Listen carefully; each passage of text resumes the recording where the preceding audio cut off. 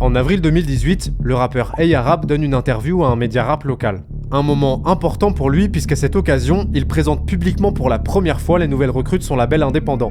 Sauf que, sans le savoir, il s'apprête à révéler une information qui, sur le papier, est totalement anodine, mais qui en réalité va les envoyer lui et plus de la moitié des gars que tu peux voir à l'écran en prison.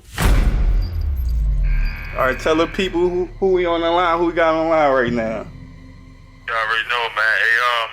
AR, man. Live from the belly of the beast right now, man. Yeah, I'm at USP Big Sandy right now. Et le truc, c'est qu'on parle pas d'un petit rappeur vite fait connu à qui il est arrivé une dinguerie. A$AP, c'est un artiste qui s'est fait un nom dans le milieu du hip-hop grâce à ses mixtapes à succès et qui, d'après certains, avait le potentiel de devenir une star du rap. Avant son arrestation, il collabore notamment avec des rappeurs en place comme Meek Mill, French Montana ou Swizz Beatz. Il est convoité par des gros labels américains qui lui proposent des contrats à plusieurs centaines de milliers de dollars et il est même validé publiquement par Drake dans un de ses morceaux. I waited 4 days, nigga, where y'all at? I drove here in a rave playing AR. Le plus fou, c'est qu'Ab il en est pas à son coup d'essai, étant donné que durant près de 10 ans, il lâche dinguerie sur dinguerie quasiment à chaque interview, mais par on ne sait quelle sorcellerie, il est toujours passé entre les mailles du filet de la police. Pourquoi A$AP a-t-il joué avec le feu pendant des années alors que c'était évident qu'il finirait par se brûler les ailes? C'est ce que nous allons découvrir ensemble dans cet épisode de Frères Castor.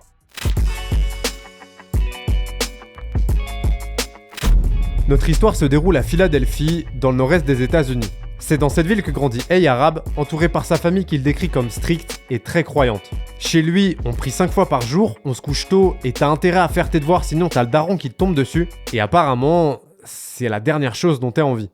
Sauf qu'Ab, lui, c'est plutôt un sale gosse. Il est bagarreur, ça le fait marrer de casser des trucs, il jette des pierres sur des vitres. Bref, toutes les conneries que tu peux faire quand t'es gamin, il les fait. Et le truc, c'est que malgré l'éducation stricte qu'il reçoit, sa famille et lui habitent dans un des coins les plus pauvres et les plus dangereux de Philadelphie. Du coup, quand il sort dehors, c'est pas du tout la même ambiance qu'à la maison. Et vas-y, ces histoires de prières quotidiennes, lire des livres, couvre-feu à 20h, lui, très vite ça le saoule. Donc à l'âge de 15 ans, il prend une décision radicale, il quitte le domicile familial. I gotta come here and pray, I gotta go to bed this time. My friends do anything they want to, man.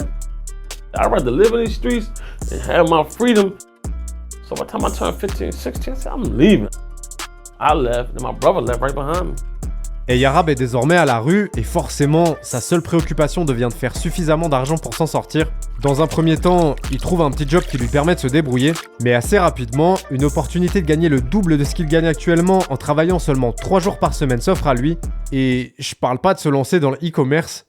I mean, at a minimum wage job, I was making close to $200 a week. And one of my little cousins, man, he was selling drugs. And he told me, he said, listen, Ad, find me a worker. I'll pay him $500 a week. And I was like, damn, I'm making $200 a week. So in my mind, I said, this is the smartest thing to do is make the $500 a week. And I just started selling the weed and I just got it rolling.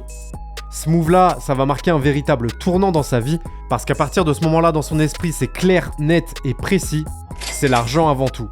En très peu de temps, A$AP passe de petit dealer du coin à être à la tête d'un des points de vente de drogue les plus lucratifs de Philadelphie, sauf que son ascension dans la rue, elle va pas se faire sans accroc. Il se retrouve mêlé à la guerre des gangs, il est impliqué dans des fusillades, il enchaîne les allers-retours en prison, mais comme ça lui permet de subvenir à ses besoins et ceux de ses proches, il continue. Et au fil des années, A$AP dans les rues de sa ville, il commence à avoir une petite renommée. That's how I got my name. I chased and fired upon every single person that came through this block. Ain't one nigga come through this block on some nut shit and didn't have to run off my block getting chased by a hell of bullets. C'est justement grâce à la réputation qu'il précède qu'il va faire la rencontre de quelqu'un qui aurait pu l'aider à s'éloigner de la rue. Mais malheureusement, c'est pas vraiment ce qui va se passer. On se retrouve début 2005, ça fait près de 4 ans qu'Ap terrorise Philadelphie, et à cette période, il y a un rappeur qui vient du même quartier que lui qui est en train de percer fort, son nom, c'est Cassidy.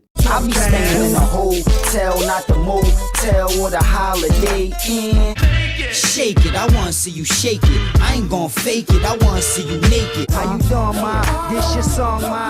Yeah, come on, ma. This your song, ma. We can get it on, ma.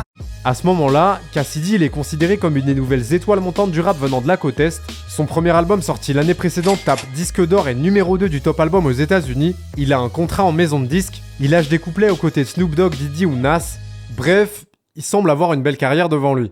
Sauf que, qui dit succès, dit aussi problème. Il y a des individus peu recommandables à Philadelphie qui lui extorquent de l'argent. Une situation ultra pesante et archi bourbier. Comment on fait pour que des mecs violents et dangereux qui te volent te laissent tranquille? Tu t'entoures de mecs encore plus violents et dangereux qu'eux et c'est exactement ce que va faire Cassidy. Cassidy started being my friend because these guys up here was basically trying to extort him and he was scared of him. He told me, I need niggas like you around me. I don't have niggas like you around me. This is why I started hanging with him. Le combo A$AP-Cassidy va être mortel et ce, dans le sens littéral du terme, puisque quelques semaines seulement après avoir commencé à traîner ensemble, ils seront impliqués dans une sombre affaire. Dans la soirée du 15 avril 2005, un van blanc approche de la maison de Cassidy. À bord se trouve un groupe de mecs avec qui il est en embrouille, mais, élément important, ils sont justement censés se voir chez lui pour enterrer la hache de guerre. Enfin ça, c'est ce qui était prévu. Parce qu'en réalité, très vite la situation dégénère, une trentaine de coups de feu sont tirés sur le van touchant 3 de ses occupants, et tragiquement, un d'entre eux perdra la vie cette nuit-là. D'après les enquêteurs, Cassidy, A$AP et un autre individu auraient tendu un guet-apens à leurs rivaux. Du coup, durant les semaines qui suivent, ils sont tous arrêtés et poursuivis pour meurtre. Cassidy is being held behind bars. Police claim that Cassidy was one of 3 men who took part in a shooting on April 15th in his Philly neighborhood, which did leave 1 man dead and 2 others with gunshot wounds.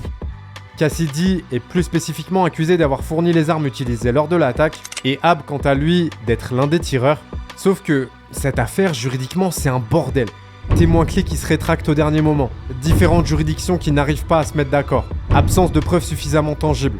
Bref, le dossier monté par l'accusation est aussi solide que Boateng face à Messi, et au final, Cassidy, qui est soucieux de reprendre sa carrière musicale le plus tôt possible, il finit par passer un accord avec le procureur et il est libéré après 8 mois et demi d'incarcération.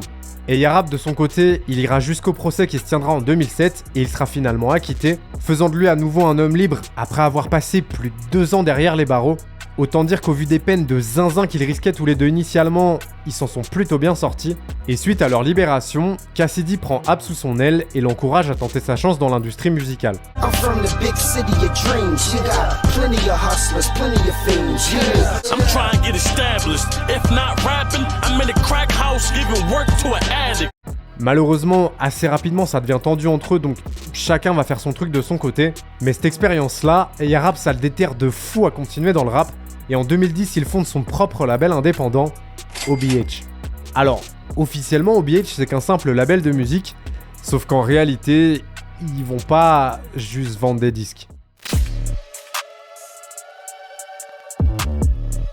OBH, en plus d'être un label, c'est aussi une organisation criminelle qui à son apogée rassemblera près d'une centaine de membres. Leur activité principale, c'est le trafic de drogue, mais ils trempent également dans tout un tas de trucs comme de l'extorsion, des kidnappings ou des vols à main armée. Du coup, grâce à ça, ils génèrent en moyenne un chiffre d'affaires de près de 10 000 $ par jour, et forcément, A$AP en réinvestit une partie dans la musique, que ce soit pour les sessions studio, la réalisation de clips ou la production d'autres artistes. Entre 2008 et 2013, il balance une mixtape par an, ce qui lui permet de se faire un nom dans le milieu du hip-hop.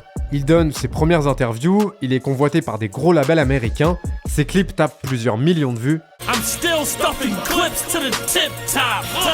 I'm watching bricks drop. I had a dream, I had a red phantom.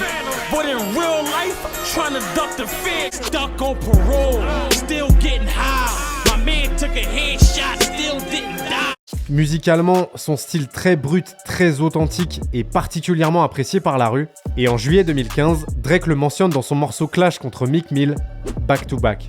Une situation délicate pour A$AP, étant donné que d'un côté, il vient de se faire valider publiquement par un des rappeurs, si ce n'est le rappeur le plus populaire du moment, mais de l'autre, il se retrouve mêlé à leur embrouille, et au final, ça part aussi en clash entre Meek Mill et lui alors qu'ils se connaissent, les deux étant originaires de Philadelphie.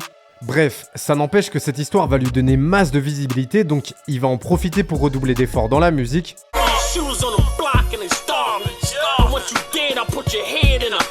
You don't want no smoke?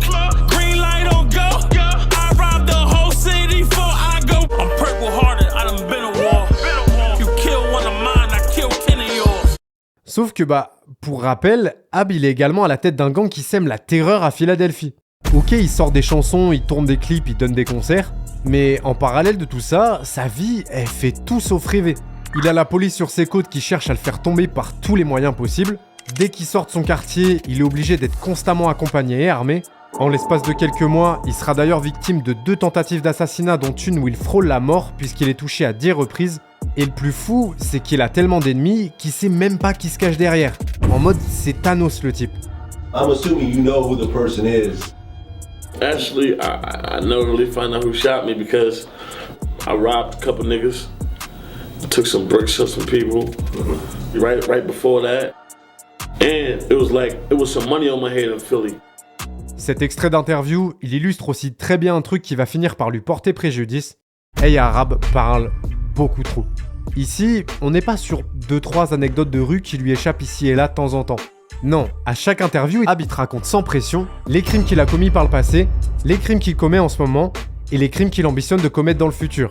Pour te donner une idée de la dinguerie, il existe des compilations sur YouTube de lui qui s'auto-poucave et il y a même des gens qui en font des vidéos réactions. I make a phone call, niggas sliding on niggas. No bullshit. The murder gang suckers. We might take a block on the other side of the road. Over there too. I might put some work out there. Cause nobody gonna do nothing about it anyway. Once we get over there, I put work out there. Anybody wanna put work out there, they gonna do it. You know, I had a little spree where I was, I robbed a couple niggas, tied niggas up and all. I had a little run with that shit. You know what I'm saying? I don't make no money off rap. I extort people. You know what I mean? That's what I was doing. I was extorting motherfuckers. You see, it's about 20 savages out there. I'll run all of them. They listen to what the fuck I say. They killed me. Some of them shot motherfuckers yesterday. I'll run that, man. I went to war with the most dangerous people in my neighborhood. We came to a block, and there was 6 of us. We was gonna murder everybody on the corner. And we fired on the corner. Un criminel, oui, mais un criminel transparent. Et là, tu te dis, pourquoi il parle de ça publiquement? Il cherche à se faire arrêter ou c'est quoi le projet? En réalité, Hey Arabe, il est conscient qu'il joue à un jeu extrêmement dangereux. Mais il a aussi très bien compris que quand il parle de ses histoires de rue en interview, ça fait des vues, donc potentiellement, plus de gens vont découvrir sa musique. En plus de ça, il balance ce genre de dinguerie depuis des années et au final, la police n'a jamais réussi à le coincer faute de preuves concrètes. Tu saupoudres le tout de Percocet, un antidouleur ultra puissant auquel il est addict et qui altère forcément un peu son jugement, et t'obtiens un Ab qui, au fil du temps, se croit de plus en plus intouchable. Sauf que, bien évidemment, avec tous les crimes qu'il a commis et tout ce qu'il a raconté publiquement, ça va finir par lui retomber dessus.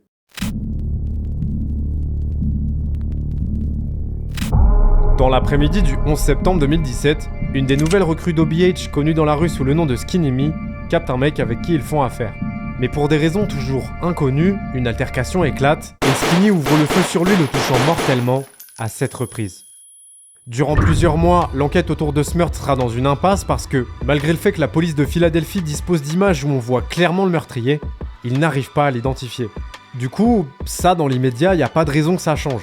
À partir du moment où les gars d'OBH y font profil bas, je vois pas ce qui pourrait se passer qui...